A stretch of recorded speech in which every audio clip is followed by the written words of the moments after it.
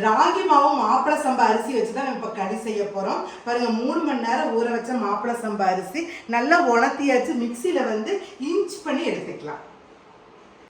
பாருங்க, இன்ச் பண்ணி எடுத்தாச்சுங்க அரிசி. இது வந்து நான் 1 டம்ளர் எடுத்துருக்கிறேங்க. இந்த அரிசி, இந்த 1 டம்ளர் அரிசிக்கு 3 டம்ளர் தண்ணி நல்லா கொதிக்க வச்சிருக்கிறேன், போட்டுக்கலாம்.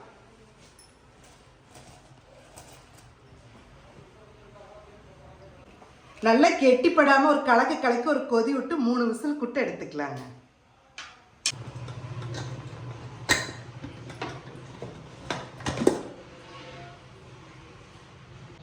மாப்பிள சம்பா அரிசி பாருங்க, நல்லா பஞ்சு மாதிரி வெந்துருச்சு.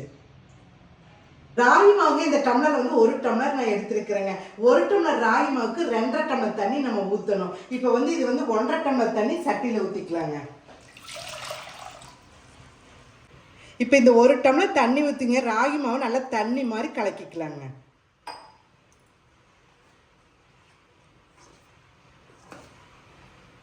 இந்த மாதிரி ராகி மாவு கலக்கி ஊற்றுனாங்க ஈஸியாக களி கிளற தெரியாதவங்க கூட ஈஸியாக களி கிளறிக்கலாங்க.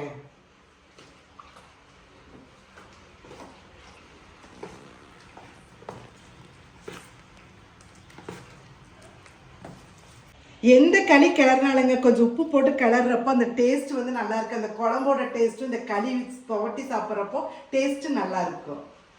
கரைச்சி வச்ச ராகி மாவை இந்த கொதிக்கிற தண்ணியில் ஊற்றி நல்லா கலக்கிக்கலாங்க. கெட்டிப்படாமல் கலக்கணும்.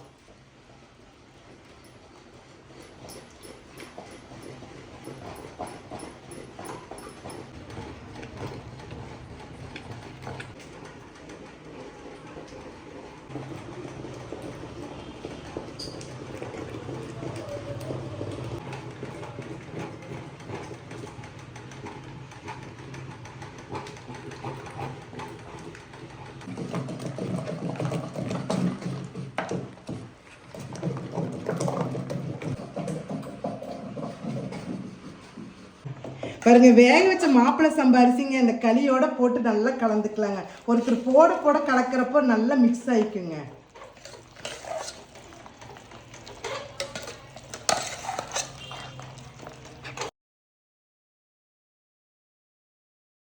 நல்லா கலந்தாச்சுங்க. இது முக்காப்பதான் ராகி வந்து வெந்துருச்சுங்க. இப்போ எல்லாத்தையும் ஊறிசி விட்டுங்க. ஒரு 5 நிமிஷம் அப்படியே சிம்மில் வச்சு புழுங்கிடலாங்க. இப்போ தண்ணி தொட்டு இப்படி ஊறிசி விடணுங்க. பாருங்க, இப்படி இது பண்ணால் கையில் ஒட்டக்கூடாது.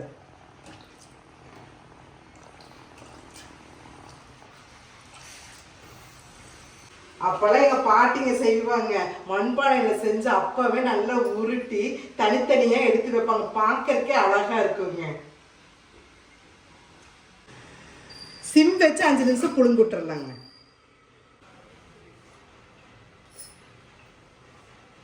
சூடான சுவையான இந்த மாப்பிள சம்பா ராகி களி ரெடி ஆயிடுச்சுங்க. இப்போ ஆஃப் பண்ணிக்கலாம். இது களியை எப்படி சாப்பிட்லாங்கிறத பார்த்துடலாங்களா? இங்கே பாருங்க, ஒரு கரண்டி இப்படி அள்ளிக்கோங்க. அப்படியே ஒரு குண்டால் இப்படி போட்டு எங்கள் பாட்டி செய்கிற மாதிரி செய்கிறங்க. அப்படியே தண்ணி தொட்டு இப்படி பண்ணுவாங்க, இப்படி உருட்டுவாங்க. எனக்கு வரல அந்த பதம், இருந்தாலும் ஓகே, உருண்டையாக தான் வருது.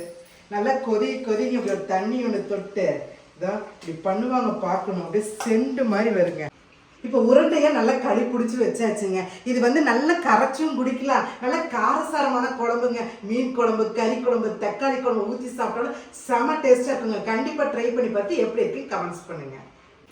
நான் வந்து ராய்களியோட மாப்பிள சம்பா அரிசி நான் சேர்த்துக்கிட்டேங்க. இந்த மாப்பிள சம்பா அரிசி வேண்டாம், வேற அரிசியும் கூட சாப்பாடு சேர்த்துக்கலாம். இதில் ராகி கூழுக்குங்க 1 டம்ளர் மோர் ஊற்றி நல்லா கரைச்சிக்கலாங்க. உப்பு தேவையில்லைங்க. நான் வந்து இந்த களிலேயே உப்பு சேர்த்திருக்கிறதுனால உப்பு நான் சேர்த்துல. இந்த ராகி கூழுக்குங்க இந்த கையில் கரைச்சி சாப்பிட்ற டேஸ்ட்டு தாங்க.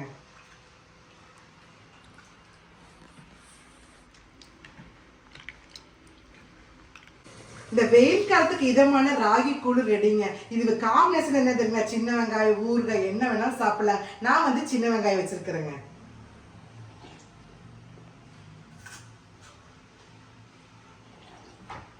எங்கள் உண்மையாலுமே டேஸ்ட் அல்டிமேட்டாக இருக்குதுங்க. கண்டிப்பாக நீங்கள் ட்ரை பண்ணி பார்த்து எப்படி இருக்குன்னு கமெண்ட்ஸ் பண்ணுங்கள். இந்த ராகி களிக்கு ஒரு குழம்பு வச்சுருக்கிறேங்க. இந்த ராகி களியோட அந்த குழம்பு வச்சு சாப்பிட்டாலும் செமையாக இருக்குங்க.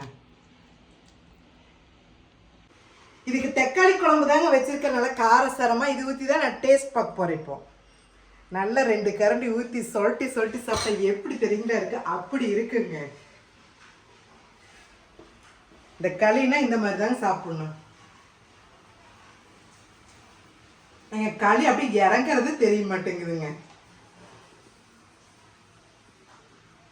அல்டிமேட் டேஸ்ட்டுங்க. இந்த ராய்க்களி இந்த மாதிரி கரைச்சும் குடிக்கலாங்க, இந்த மாதிரி குழம்பு ஊற்றியும் சாப்பிட்லாங்க. செம டேஸ்ட்டாக இருக்குங்க. இந்த வெயில் காலத்தில் இந்த மாதிரி ட்ரை பண்ணி பார்த்து எப்படி இருக்குன்னு கமெண்ட்ஸ் பண்ணுங்க.